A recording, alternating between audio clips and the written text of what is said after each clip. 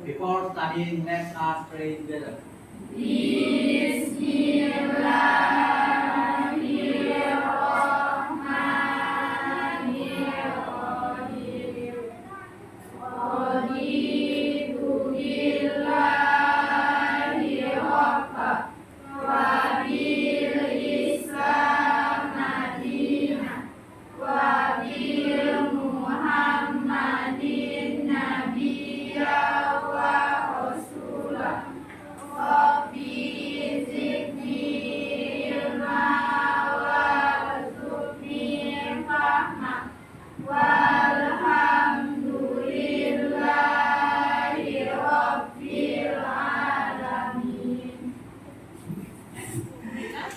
Pada hari ini kita berdoa, terus itu akan mengabsen. Mungkin ada di antara kalian yang tidak hadir, teman-teman yang mungkin berhalangan ada nggak hari ini tidak masuk?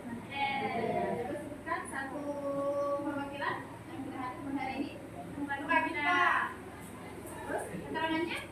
Ya lupa. Ada lagi? Malaysia. Keterangannya? Izin. Ya baik. Nah mudah-mudahan besok mereka bisa hadir ke sekolah dan melakukan proses pembelajaran. Ini materi kita pada hari ini adalah berbicara tentang hak dan kewajiban. Jadi sebelum kita masuk ke materi, kita akan membuat kesepakatan kelas terlebih dahulu. Setuju nggak?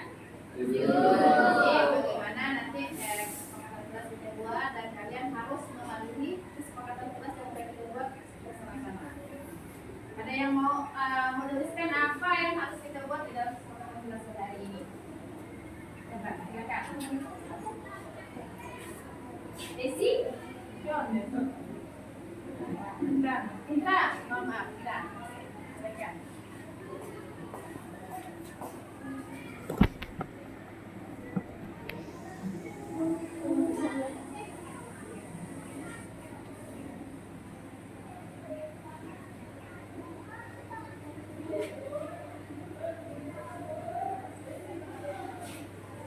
Oke, kata Intan itu adalah pertama, kesepakatan itu menjaga kebersihan kelas. Ada lagi yang lain? Silakan. Ya, silakan. Siapa pun boleh, silakan nanti. Utarakan apa yang harus kalian siapkan di dalam kelas ini.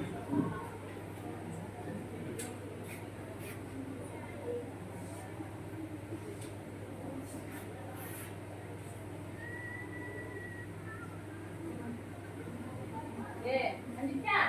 Silakan.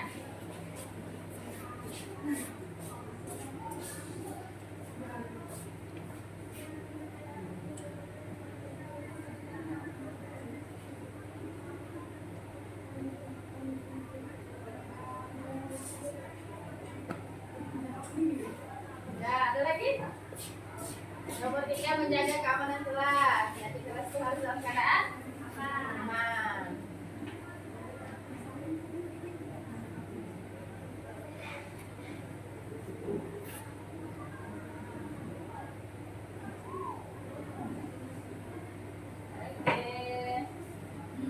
Masih ada yang mau nambahkan? Yang nomor 4 datang ke kelas tepat waktu.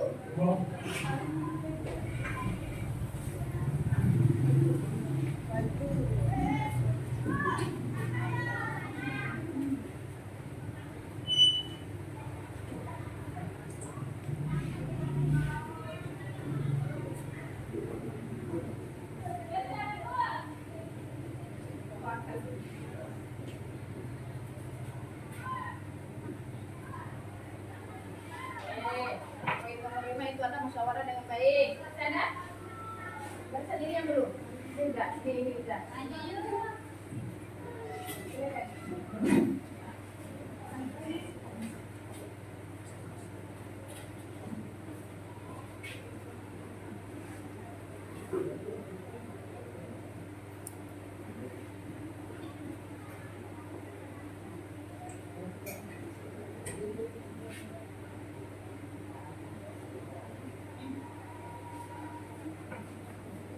Oke, mungkin ada yang ingin menambahkan atau sudah merasa cukup dengan 6 poin?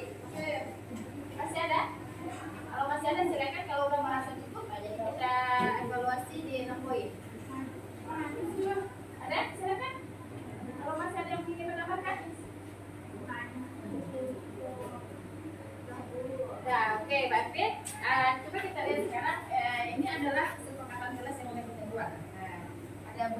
ada 6 poin. Yang poin pertama itu adalah menjaga kebersihan kelas.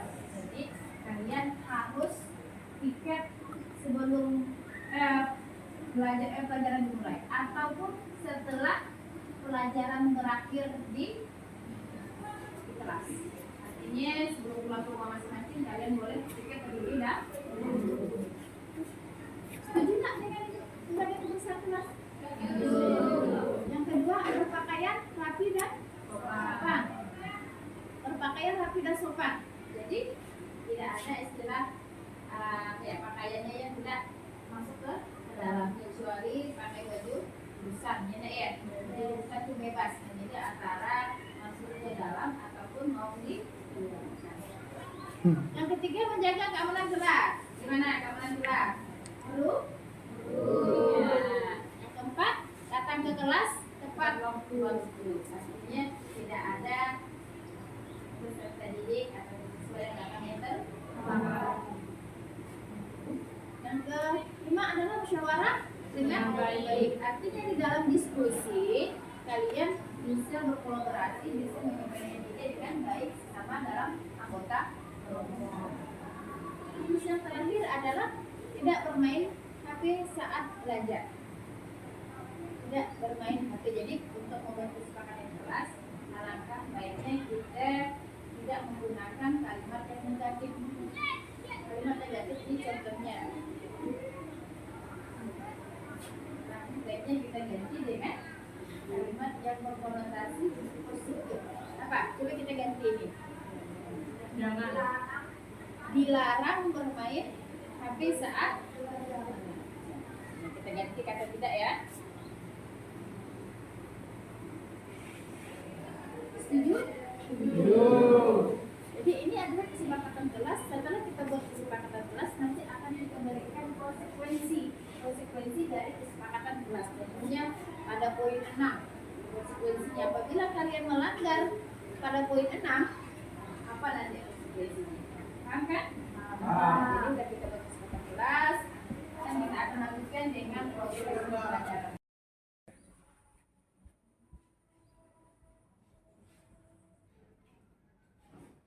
Assalamualaikum Bu. Waalaikumsalam warahmatullahi wabarakatuh. Silakan Agung, duduk Agung. Ya Agung, terima kasih sudah memenuhi panggilan Ibu. Nah, sekarang Ibu mau bertanya. Agung tahu kenapa Ibu panggil ke ruangan Ibu? Ya Bu, saya minta maaf. Apa yang sudah Agung lakukan?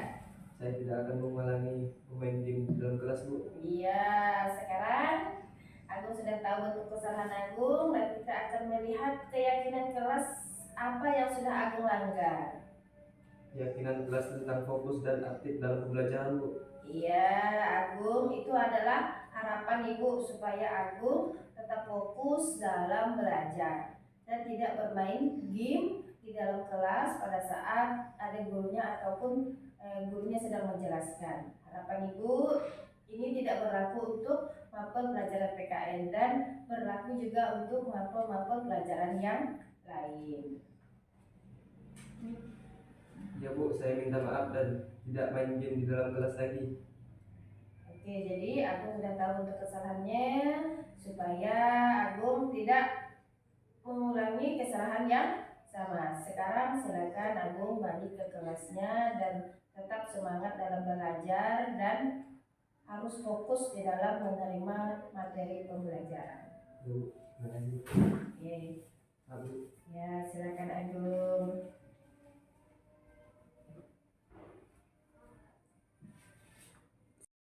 Assalamualaikum warahmatullahi wabarakatuh. Perkenalkan, nama saya Agung. Saya dari kelas 11 3A SMK Negeri 1 Jawai. Saya senang sekali sudah mendapatkan solusi dari permasalahan saya. Dan saya berjanji tidak akan mengulangi bermain game di dalam kelas saat pembelajaran. Dan saya akan belajar sungguh-sungguh dan lebih giat lagi. Sekian dari saya. Wassalamualaikum warahmatullahi wabarakatuh.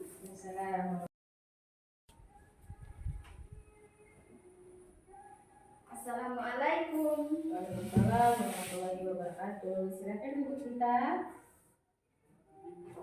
Kita kita Ibu mendapat laporan dari guru piket, katanya kita sering terlambat datang sekolah ya. Iya Bu. Coba kita ingat sudah berapa kali kita sering terlambat ke sekolah dalam minggu-minggu ini? 3 kali Bu saya bawa terlambat. Kenapa terlambat datang ke sekolah? Coba berikan alasannya gitu. Karena sering tidur larut malam dan sering main HP saat malam hari dan buka TikTok. Jadi datang terlambat ke sekolah itu merupakan bentuk pelanggaran keyakinan kelas. Coba kita berikan alasan keyakinan kelas seperti apa yang sudah kita langgar. Disiplin Bu. Oke, menurut kita kedisiplin yang sudah kita langgar ya. Iya Bu. Disiplin itu merupakan tepat waktu, menghargai waktu, belajar dengan baik, menghargai teman-teman, dan bisa membuat kita lebih mandiri. Iya kita, apa yang kamu jawab itu adalah benar. Coba kita, apa yang akan kamu lakukan supaya kamu tidak terlambat lagi ke sekolah? Saya akan tidur lebih awal dan tidak main HP saat larut malam. Oke, baik kita sudah menemukan solusinya dan Ibu akan bekerja sama dengan orang tua kita untuk mengontrol supaya kita tidak terlambat lagi ke sekolah. Dan sekarang silakan kita balik ke kelasnya dan belajar dengan baik ya. Iya Bu. Terima kasih. Assalamualaikum warahmatullahi wabarakatuh. Perkenalkan, nama saya Gita. Saya sekolah di SMK Negeri 1 Jawai kelas 11 TKJB. Di sini saya mendapatkan motivasi dari masalah saya karena sering datang terlambat, dan saya berjanji tidak akan mengulanginya lagi. Dan saya tidak akan bermain HP saat larut malam karena kedisiplinan itu merupakan cermin dari diri kita sendiri. Sekian dari saya. Wassalamualaikum warahmatullahi wabarakatuh.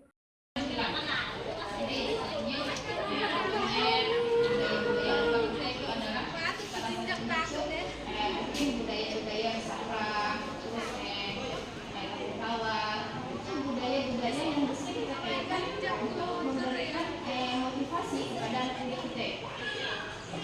Terus kenapa saya ngambil contoh budaya seperti itu? Karena seiring dengan berkembangnya waktu, seiring dengan perkembangannya zaman, anak-anak yang mungkin lupa tradisi-tradisi yang ada di daerah kita. Mereka tahunya mungkin saluan, mungkin untuk anak-anak zaman sekarang mungkin udah agak gengsi ya, malas. Jadi itu merupakan budaya-budaya lokal yang harus kita kaitkan dengan visi sekolah.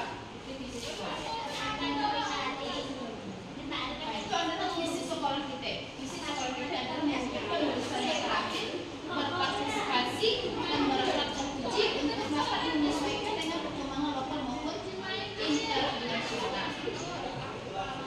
Sama tidak Bapak Ibu dengan visi yang udah Bapak Ibu buat? Visi sekolah ada yang saya katakan itu adalah visi saya. Nah, jadi saya disitu bukan nak ubah visi sekolah, saya hanya untuk menjelaskan aja. Saya selaras tidak visi yang udah Bapak Ibu buat dengan visi yang ada di sekolah kita. Ini visi yang disampaikan oleh orang atau tidak untuk kedepannya. Yang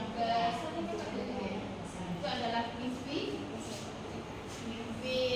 kita seandainya kita punya murid 5 atau 10 tahun yang akan datang, apa yang harus kita lakukan, gimana seharusnya murid harus hidup, gimana seharusnya mengubah sekolah yang akan kita hadapi nanti 5 atau 10 tahun yang akan datang. Saya rasa Pak Indra masih setia menjadi guru, sungguh-sungguhnya selalu menjadi guru.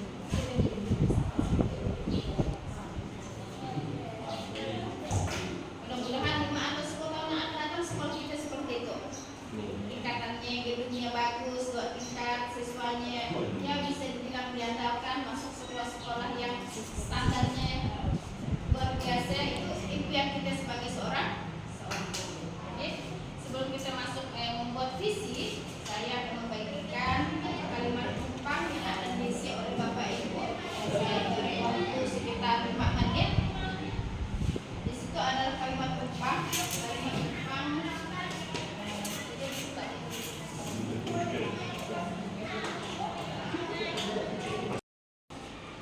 Yang satu, saya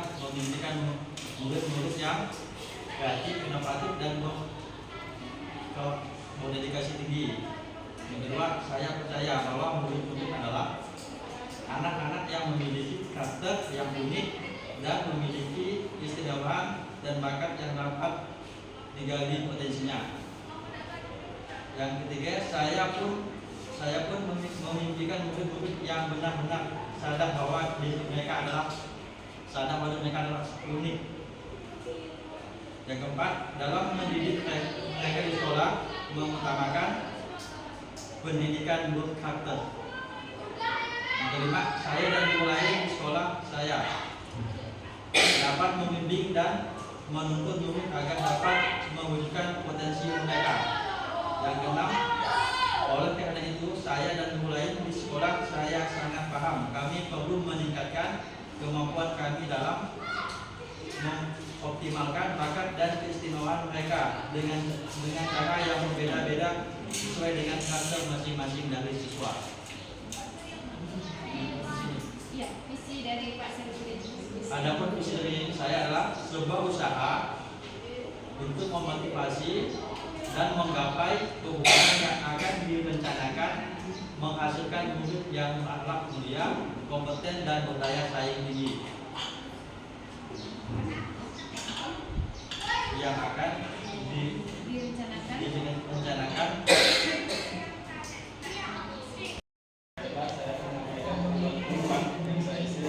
Yang pertama, saya memimpikan murid-murid yang mempunyai kedisiplinan yang sangat tinggi, rasa ingin tahu terhadap pelajaran yang diberikan.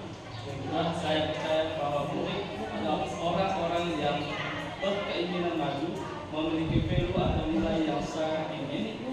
Ketiga, saya pun memimpikan murid-murid yang benar-benar sadar bahwa diri mereka adalah orang yang terdidik, mau melakukan perubahan terhadap lingkungan. Yang keempat, dalam mendidik mereka di sekolah saya mengutamakan yang pertama nilai kedisiplinan yang tinggi, yang kedua menjunjung kebersihan dalam lingkungan sekolah. Yang kelima, saya dan guru lain sekolah selalu memberikan contoh nyata agar siswa mudah untuk mencontohnya. Yang keenam, oleh karena itu saya dan guru lain sekolah sangat paham kami perlu meningkatkan kemampuan kami dalam hal akademik maupun non-akademik. Visi saya menciptakan generasi yang disiplin, mampu bersaing terhadap perubahan zaman. Sekian dari saya, terima kasih.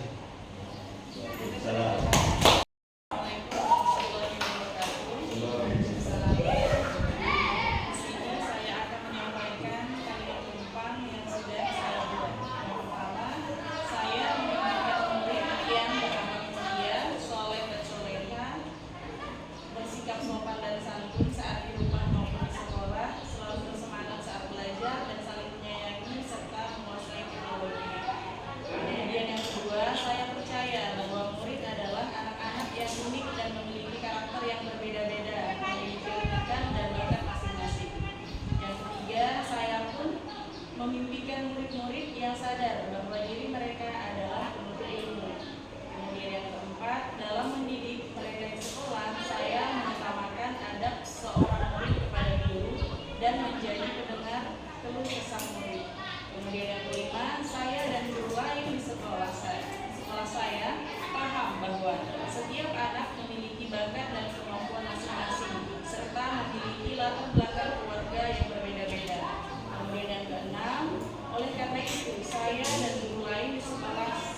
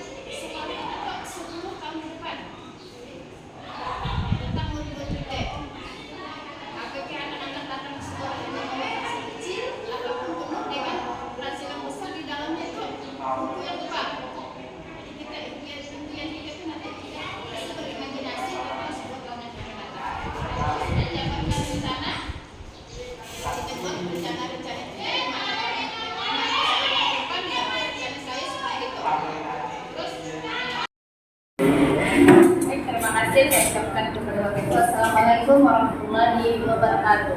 Waalaikumsalam warahmatullahi wabarakatuh. Selamat pagi dan salam sejahtera bagi kita semua. Terima kasih telah memenuhi undangan dan hadir di dalam ruangan yang sederhana ini untuk saya mempresentasikan hasil desiminasi aksi nyata modul 1.4 sebagai pemenuhan kebutuhan untuk tugas CGP angkatan yang ke-10.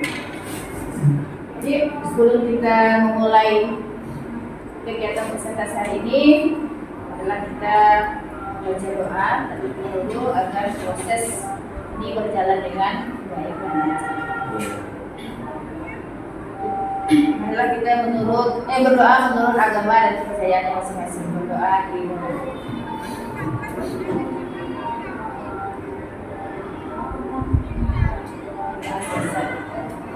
Jadi untuk mengingat waktu, saya akan langsung mempresentasikan hasil dari modul 1.1 filosofi kali. Jadi untuk slogan juru pengarang itu adalah tergerak, bergerak, dan menggerakkan. Jadi di sini saya sudah tergerak untuk memajukan mutu pendidikan SMPN Negeri 1 Jawa, jika saya menggerakkan Bapak Ibu untuk mengikuti jejak-jejak yang akan dilakukan. Slide yang pertama yaitu adalah visi dan prakarsa perubahan. Ini merupakan tugas akhir dari modul 1.4 dan akan dikolaborasikan dengan aksi nyata dan prakarsa perubahan. Sini saya memimpikan murid-murid yang berakhlak mulia dan bertanggung jawab yang mampu berkritis. Ini adalah harapan kita. Harapan kita untuk 5 atau 10 tahun yang akan datang, kita mengharapkan murid-muridnya mampu berdaya saing secara global dengan majunya teknologi mengikut perkembangan kontrak dan perkembangan zaman. Yang kedua, saya percaya bahwa murid adalah individu unik dengan potensi dan bakat luar biasa yang mampu membangun pengetahuan sendiri. Jadi kita tahu bahwa murid-murid kita itu adalah manusia yang unik, yang mempunyai 1000 bakat, mempunyai 1000 minat tentang bagaimana proses pendidikan. Jadi di dalam sini bagaimana kita untuk mengkolaborasikan atau memberikan kemerdekaan belajar terhadap peserta didik kita. Yang ketiga, di sekolah saya mengutamakan hubungan yang positif antara guru dan murid untuk menciptakan suasana belajar yang aman, nyaman, dan menyenangkan. Itu adalah impian kita untuk menyenangkan proses pembelajaran. Jadi proses pembelajaran tidak harus kita laksanakan di dalam kelas, tetapi juga bisa kita lakukan di luar kelas. Bapak Ibu sudah tahu bagaimana cara menyenangkan proses pembelajaran. Contohnya coba berikan satu contoh untuk menyenangkan proses pembelajaran terhadap anak didik.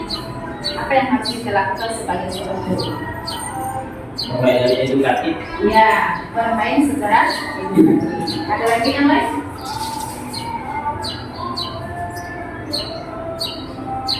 Selain proses menyenangkan dalam belajar, kita bisa membuat dengan model quiz pertanyaan terhadap siswa. Kita bisa memberikan sistem proyek. Sistem proyek itu proses yang menyenangkan, tapi kita tidak harus belajar di dalam kelas, bisa belajar di luar. Yang ketiga adalah saya dan guru lain di sekolah, saya paham bahwa pendidikan adalah kunci untuk masa depan yang lebih baik.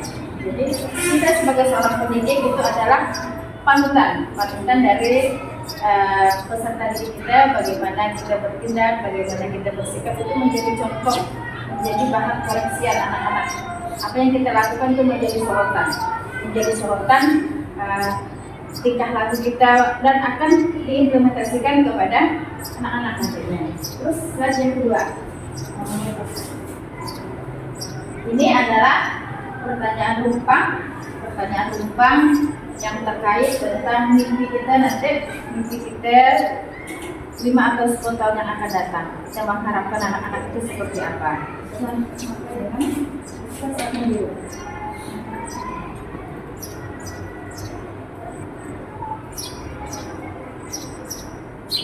Oke, ini adalah latar belakang. Latar belakang daripada kegiatan CDP ini adalah pendidikan mengalami perubahan yang luar biasa. Pendidikan mengalami perubahan yang luar biasa, yang sangat ekstrim. Perubahannya yaitu adalah dengan perkembangan zaman. Perkembangan zaman itu tidak menutup kemungkinan anak-anak itu akan mengikutinya. Salah satunya adalah teknologi. Zaman pendidikan kita, zaman kita sekolah berbeda dengan zaman anak-anak sekarang. Zaman kita mungkin kita tidak mengenal yang namanya handphone. Tapi anak-anak zaman sekarang sudah mengenal handphone dan mereka tidak terlepas dari yang namanya handphone. Dalam melihat dunia nyata yang berkembang dengan sangat cepat ini, kita perlu belajar melihat dengan jernih dan memiliki penghargaan tentang masa depan. Kita memiliki masa depan terhadap anak-anak kita. Jadi harapan kita itu adalah bagaimana cara kita memberikan semangat, memberikan motivasi, memberikan dorongan ataupun dorongan kepada anak didik kita untuk selalu belajar. Misalnya pendidikan itu adalah sepanjang hayat.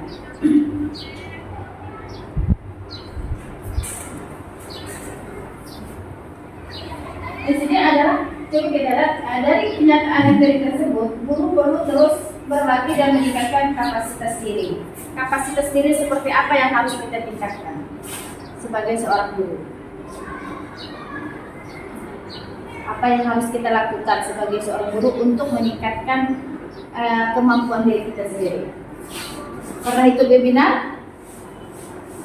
Pernah ikut seminar? Pernah ikut MGMP? Pernah. Itu adalah salah satu contoh kapasitas kita untuk meningkatkan kemampuan diri kita. Bagaimana cara kita berkolaborasi, bagaimana cara kita memberikan tanggung jawab, bagaimana cara kita mandiri di dalam kegiatan-kegiatan tersebut.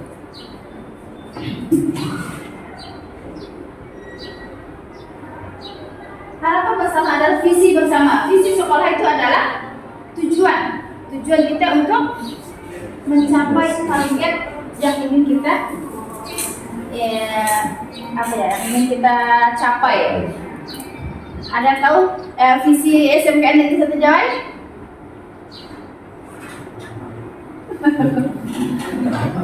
Itu di bawah santai, nanti akan saya kami tekan.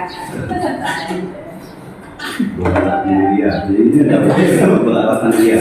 Dan terpuji.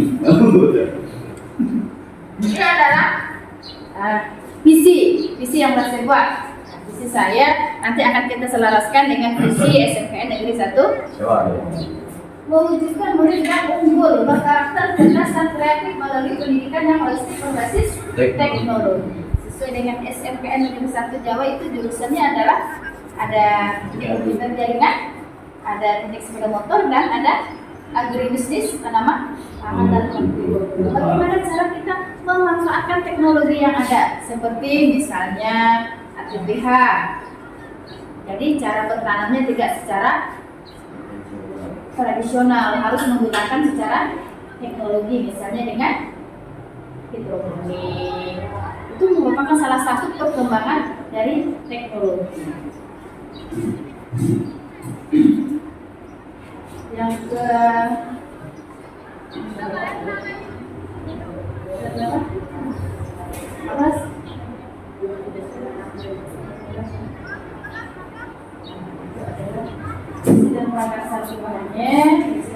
Sambungannya adalah visi adalah suatu rangkaian kata yang membuat impian cita-cita nilai masa depan seseorang atau suatu lembaga. Visi merupakan tujuan dari organisasi.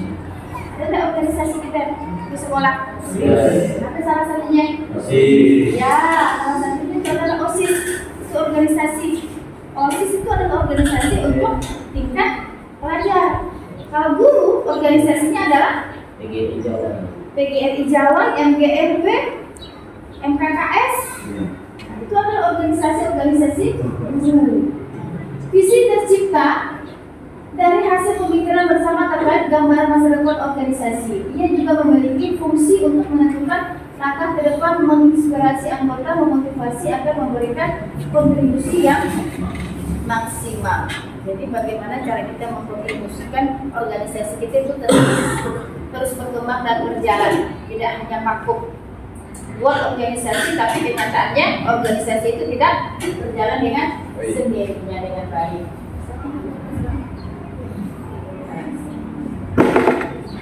Ini adalah mimpi kami, mimpi kita 5 Agustus yang akan datang.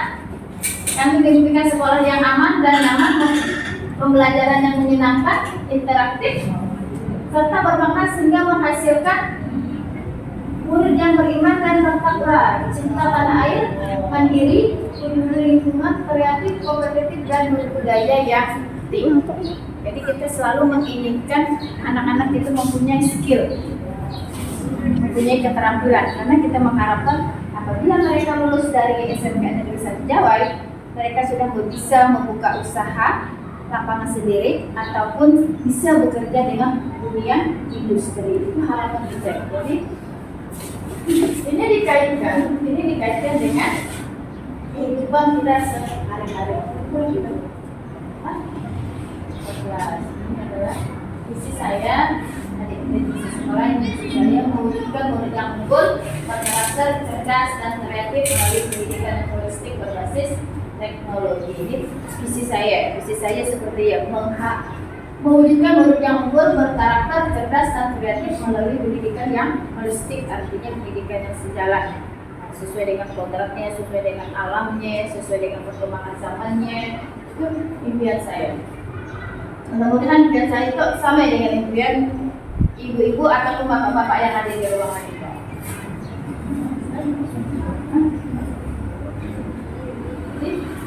Dan di dalam kurikulum Merdeka kita mengenal yang namanya P5 itu adalah profil pelajar Pancasila singkatannya ini ya. Nah, di dalam profil pelajar Pancasila itu ada 6 dimensi. Dimensi yang pertama itu adalah beriman dan bertakwa kepada Tuhan Yang Maha Esa. Kedua, berkala kritis. 3 itu mandiri. Yang keempat itu gotong royong. Yang kelima itu tanggung jawab. Dan yang keenam itu berkebinekaan global. Itu adalah dimensi profil pelajar Pancasila. Jadi profil pelajar Pancasila adalah profil pelajar sebagai pembelajaran sepanjang hayat. Jadi guru dituntut untuk belajar sepanjang hayat. Artinya bagaimana cara dia menyesuaikan perkembangan zaman, bagaimana cara dia mengolah materi ataupun metode sesuai dengan perkembangan zaman. Kita terus belajar dan belajar. Dan berlaku sesuai dengan nilai-nilai Pancasila. Siswa Indonesia diharapkan dapat berpartisipasi dalam membangun global yang berkelanjutan serta tangguh dalam menghadapi berbagai tantangan. Apa tantangan yang akan kita hadapi di era Z ataupun di era Alpha ini? Tantangan yang kita hadapi di era sekarang. Maksudnya budaya asing. Ya, maksudnya budaya asing di Indonesia. Salah satunya itu adalah maraknya teknologi HP. Jadi bagaimana cara kita berkolaborasi ataupun cara kita untuk memfungsikan HP itu sesuai dengan fungsinya.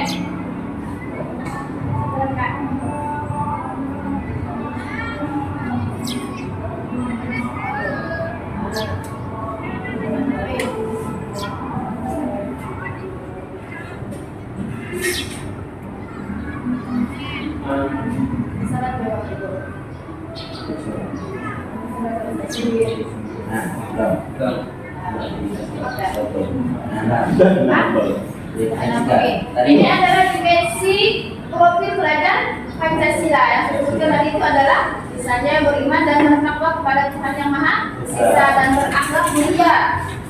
Kita dituntut berakhlak mulia. Sebelum belajar kita harus berdoa, terus di akhir pelajaran kita berdoa, mau keluar kita permisi. Itu adalah beriman dan bertakwa.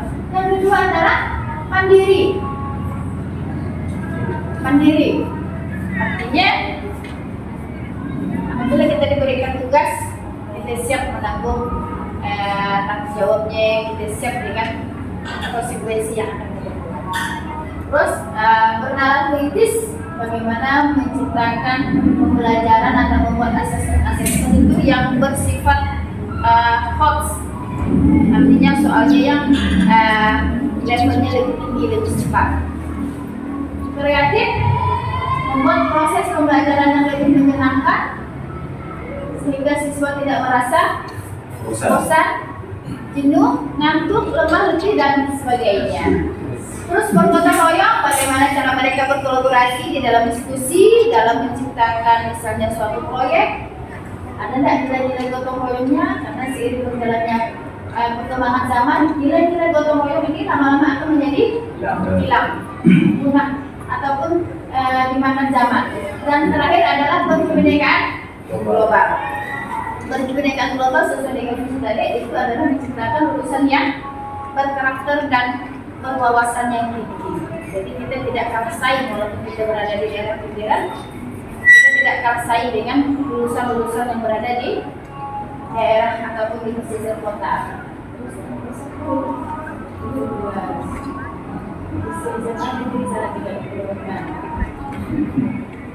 Inquiry apresiatif adalah sebuah paradigma sekaligus model pembelajaran. IA ini akan dikaitkan dengan bakja. Bakja itu adalah buat, atur, jabarkan, gali mimpi, itu adalah proses-proses bakja. Inquiry apresiatif itu adalah manajemen perubahan yang memegang prinsip psikologi positif dan pendidikan positif. Psikologi positif itu adalah bagaimana cara kita memberikan kesegaran kepada anak didik untuk fisiknya segar, seperti kita mengadakan misalnya setiap hari Jumat itu adalah sarapan bersama, terus senam, itu adalah kesegaran fisik yang bersifat positif. Inquiry apresiatif itu merupakan paradigma berbasis kekuatan yang dijalankan dalam suasana yang positif dan apresiasi.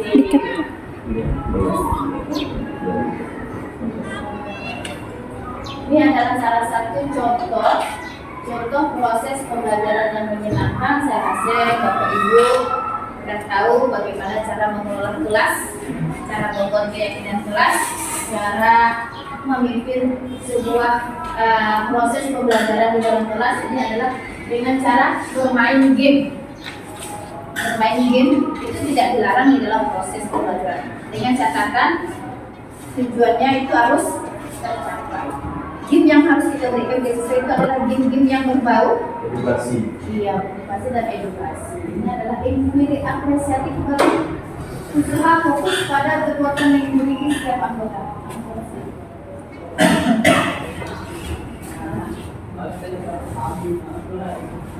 Ini adalah inquiry apresiatif, berusaha fokus pada kekuatan yang dimiliki setiap anggota dan menyatukannya untuk menghasilkan kekuatan tertinggi. Inquiry apresiatif menggunakan prinsip-prinsip utama psikologi positif dan pendidikan positif. Pendekatan inquiry apresiatif percaya bahwa setiap orang memiliki inti posisi yang dapat memberikan kontribusi. Ini adalah salah satu contoh yang sendiri. Adalah salah satu contoh siswa yang memiliki pengetahuan secara bukan secara holistik, kinestetik, istilahnya dia bisa belajar dengan melihat gambar ataupun dengan menggunakan media-media yang ada.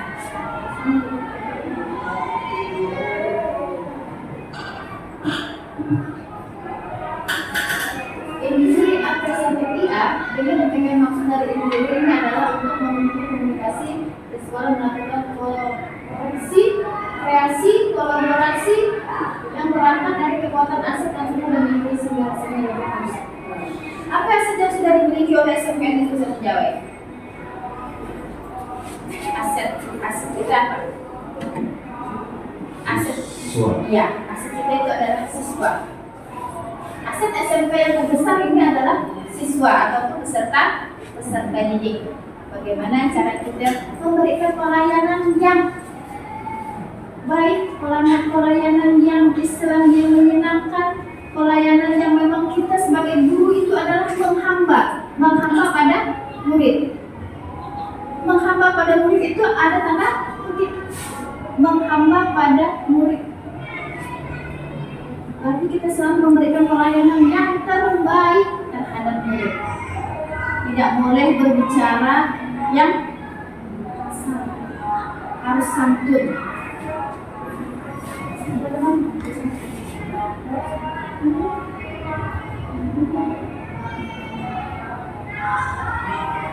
Perubahan kami adalah mengembangkan pembelajaran holistik berbasis teknologi yang mengintegrasikan pendidikan karakter pelanggar Pancasila, yaitu bernalar, kritis, dan kreatif. Kita lanjutkan dan laksanakan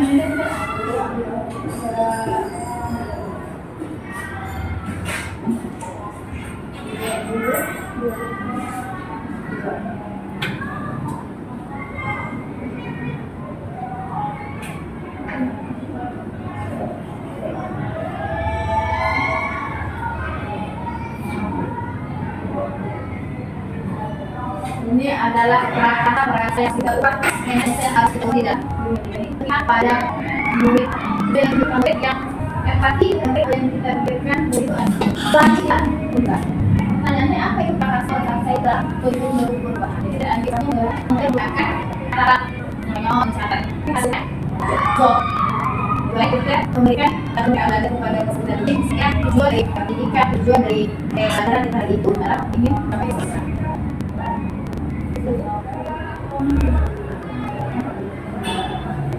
Ada proses akhirnya atapnya. Jadi ini yang disebut apa itu adalah lalu ke sini. Atap itu awal dari proses tujuan pembelajaran yang ingin kita capai. Apa tujuan yang ingin kita capai? D-nya adalah tantangan. Ada tantangan yang akan dihadapi pada proses pembelajaran di kelas. Apa salah satunya tantangannya? Maksudnya listrik yang dari kemana ke sini secara darat. Tantangan terus lagi. Karena anak-anak itu di kelas, itu tantangan. Pernah melihat anak-anak main game di dalam kelas pada saat menjelaskan apa?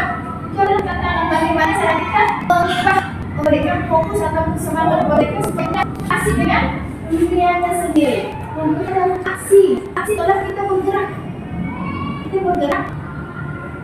Misalnya sebagai contoh, misalnya si Gemi simpan dulu HP-nya, nanti kalau kita lanjut silakan digunakan apabila pelajaran ini selesai. Itu aksi. B-nya itu adalah pelajaran, diambil pelajaran pada hari ini. Pelajarannya misalnya ada siswa yang kita biarkan dilakukan suruh muke, silakan ke WC, muke, duduk. Itu pelajaran yang berbau positif, bukan kayak marah-marah. Kamu terus bentuk pelajaran tapi berkonotasi negatif. Ini ada bentuk pertanyaannya. Ini adalah apa adalah proses pembelajaran? Namanya anak banyak yang belum memahami apa yang disampaikan oleh guru. Terus ini siswa sulit berkomunikasi menggunakan bahasa Indonesia yang baik. Dan siswa kemudian dia juga tantangan soal siswa sulit menggunakan bahasa Indonesia, masih bercampur dengan bahasa daerah, bahasa ibu, bahasa Melayu dan lain-lain. Pokok untuk baca di setiap kelas adalah kita akan berusaha membaca, berarti itu bukan hanya untuk SD aja, tapi ada tulisan, tidak memandang tembok, misalnya tulisan itu adalah sebenarnya. Terus ada selatan kelas itu merupakan membaca. Terus siswa diharapkan berinteraksi baik, meningkatkan minat baca dan menggunakan bahasa Indonesia yang baik. Meningkatkan dan baca itu adalah salah satunya contoh program literasi yang biasanya dilakukan 15 menit sebelum proses pembelajaran dimulai. Itu contoh literasi. Jadi kita ikan pelajaran akan sampai pada ini adalah sumber dari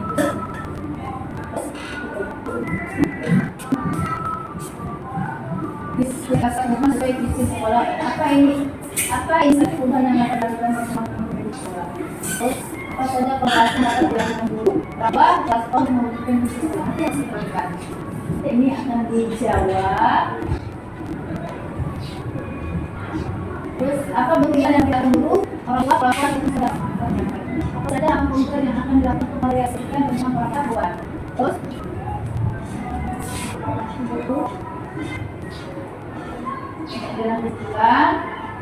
kesimpulan dari kita hari ini, mungkin ada yang akan ditanyakan, silakan. Saya beri sesi tanya jawab untuk Bapak Ibu yang ada di dalam ruangan. Silakan saya beri waktu sekitar 5 menit.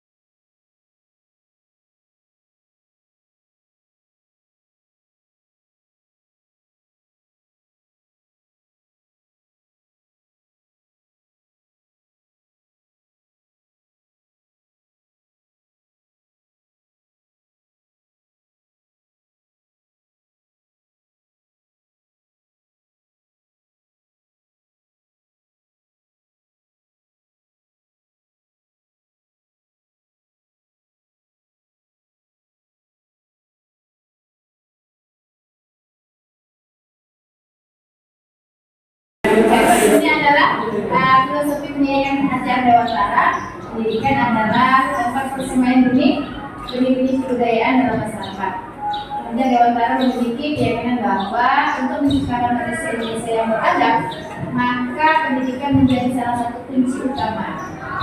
Ibaratkan, apabila kita menanam padi, itu adalah semakin lama buahnya itu semakin merunduk. Begitu juga dengan kita seorang pendidik, apabila kita memiliki ilmu yang semakin banyak, semakin bertambah, jadi kita tidak perlu untuk menegakkan kepala ataupun membusungkan dada. Artinya kita harus menunduk sesuai dengan ilmu yang berbeda. Next, pendidikan menciptakan ruangan bagi murid untuk bertumbuh secara utuh agar mampu memuliakan dirinya dan orang lain. Artinya, bagaimana kita untuk memerdekakan proses pembelajaran. Terus menuntun mencapai kodrat mereka masing-masing. Jadi karakter pendidik itu, karakter peserta didik itu adalah sangat unik. Terus analogi pendidikan saja adalah pendidikan ibarat petani. Pendidikan dari itu bagaimana cara proses kita membuat padi itu menjadi tumbuh berkembang, bagaimana proses pemupukannya, bagaimana proses perawatannya. Terus kemudian budaya positif bagi siswa sangat penting karena dapat menciptakan lingkungan belajar yang mendukung serta meningkatkan kesejahteraan mental. Artinya lingkungan belajar itu menjadi faktor utama untuk peserta didik mencapai target lingkungan keluarga, lingkungan sekolah, dan lingkungan masyarakat. Itu tiga lingkungan itu berkolaborasi dengan baik. Terus peran guru sangat penting.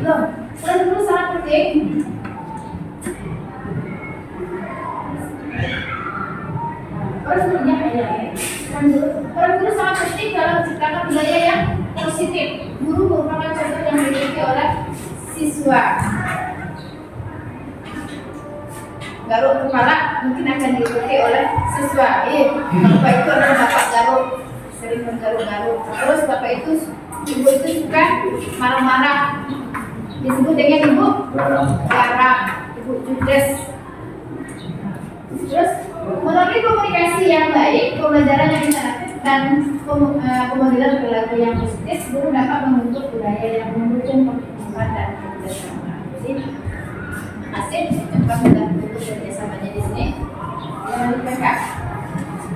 Oke, buat sebelum sampai kita ke disiplin positif, ada yang ingin menyampaikan pendapatnya, silakan.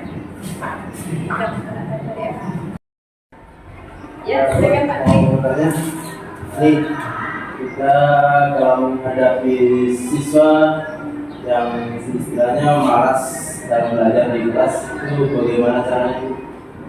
Bagaimana cara kita untuk memotivasi siswa yang minat belajarnya itu menurun di dalam kelas. Iya. Jadi yang pertama, ada yang mau bantu menjawab pertanyaan? Silakan Pak Farel. Ada beberapa langkah yang saya dapat. Langkah pertama adalah buat kegiatan belajar menjadi aktivitas yang menyenangkan. Itu salah satunya. Jadi membuat proses pembelajaran yang sangat menyenangkan. Ya. Nah, yang kedua ada lagi apa ya? Ada berikan motivasi positif. Memberikan motivasi yang positif.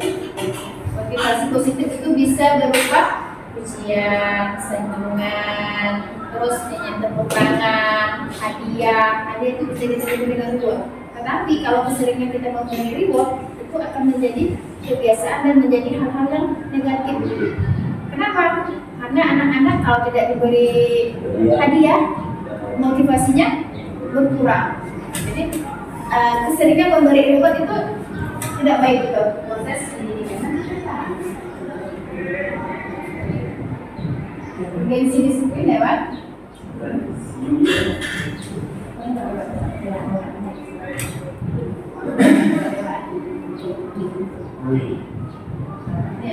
Tadi sesuai dengan pertanyaan Pak Tri, bagaimana cara meningkatkan motivasi belajar siswa? Ini adalah motivasi perilaku manusia. Dian Gozen dalam bukunya menerapkan 3 motivasi perilaku manusia untuk menghindari ketidaknyamanan atau hukuman. Sering memberikan hukuman kepada anak didik? Lumayan. Terus untuk mendapatkan imbalan atau penghargaan dari orang lain itu berupa adalah reward tadi. Terus yang ketiga adalah untuk menjadi orang yang mereka inginkan dan menghargai diri sendiri dan nilai yang mereka percaya. Ada tidak perbedaan antara hukuman dengan konsekuensi? Ada. Ya, silakan Pak. Coba jelaskan. Apa itu hukuman? Oke, kalau menurut saya perbedaan hukuman dengan konsekuensi. Kalau konsekuensi itu sudah dilakukan artinya ada kerjasama antara guru dengan siswa. Iya. Itu konsekuensi. Tapi kalau hukuman itu secara langsung tanpa ada kerjasama atau ibaratnya apa ya? Istilahnya itu antara siswa dengan guru itu sebelumnya tidak ada pengetahuan, jadi seolah-olah langsung itu diberikan hukuman kepada siswa. Itu perbedaannya kalau menurut saya. Kalau hukuman itu secara langsung memberikan, misalnya siswa kita terlambat, siswa kita tidak mengerjakan tugas, kita hukum langsung. Sedangkan kita buat konsekuensinya. Konsekuensi itu adalah sebuah kesepakatan yang dibuat bersama dengan siswa. Konsekuensi, misalnya kalian tidak mengerjakan tugas hari ini, konsekuensinya nanti kalian tidak boleh mengikuti pelajaran ibu atau pelajaran bapak. Itu konsekuensi yang dibuat bersama-sama dengan siswa. Kalau kita langsung memberikan itu, prosesnya adalah hukuman. Siswa datang terlambat, mungkin bajunya keluar pada saat proses jam belajar, itu hukuman. Terus hukuman, konsekuensi, dan restitusi itu adalah merupakan proses hukuman yang masih tidak toleransi dan mengerjakan karena hal tujuan saja. Jika anak-anak merokok, restitusi.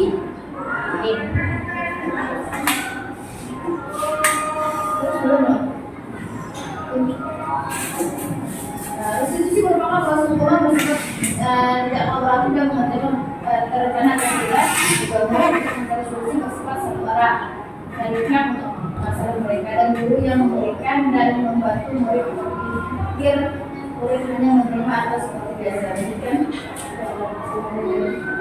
konsekuensi itu adalah disiplin. Konsekuensi merupakan kedisiplinan siswa. Lanjutkan. Ini adalah kasus, salah satu contoh kasus, ya. Kurang memasuk pelajaran matematika sehingga pada saat pelajaran berlangsung dia lebih banyak berdiam diri. Apa yang harus kita lakukan? Jadi IPA itu tidak pandai di dalam pembelajaran matematika, tidak paham apa yang disampaikan oleh gurunya. Jadi seluruh kelas pun tertawakan IPA. Ini termasuk konsekuensi hukuman atau restitusi. Silakan dibaca pemaparan di atas, dipahami, silakan memberikan tanggapan. Apakah ini masuk hukuman, konsekuensi ataupun restitusi.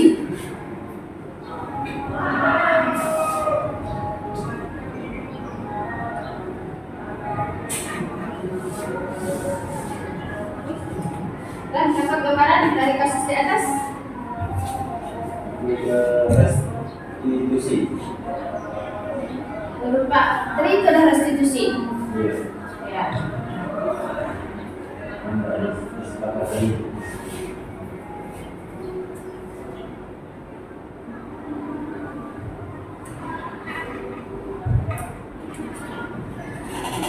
Mungkin Pak.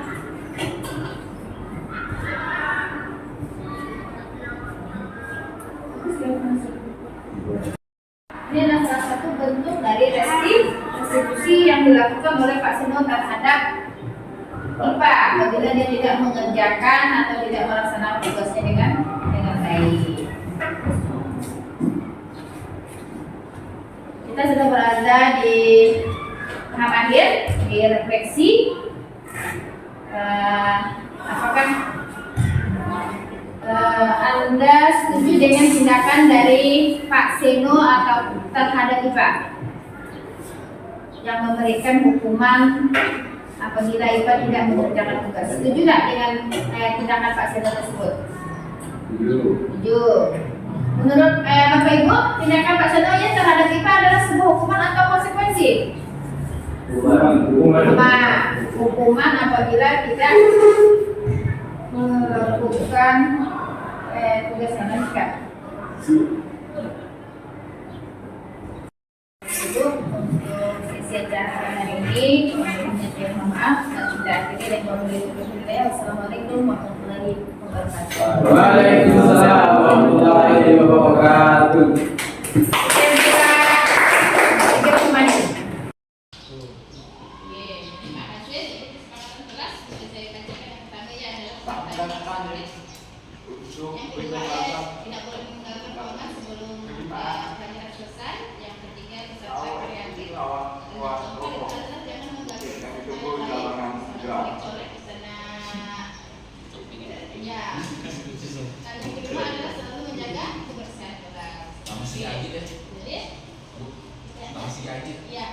Harus saja menjaga ketertiban kelas. Pak Samsul mesti amat ya. Sekena raro kemana? Iya, cuma baca dari hati. Ini tadi baca menjaga Ketertiban. Pak Samsul bahaya, Pak Samsul. Dibantu aja ya. Jangan mengganggu peserta lain ya. Menjaga ketertiban. Iya, ganti.